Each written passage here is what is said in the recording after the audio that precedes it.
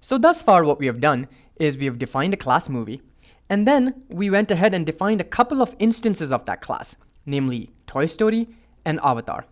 Next, what I want to do is I want to run a quick little thought experiment, which is, what do you think will happen if I remove the keyword self from in front of one of the instance variables? So let me just go ahead and do that right now. There. Now I want you to think about this question. Here is the code for the class movie one more time, and this is the self I'm wanting to remove from in front of storyline.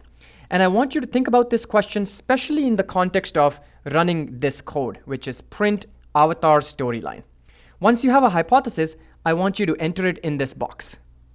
After you've submitted this response, I want you to make this change on your own computer and see if your hypothesis matches your result.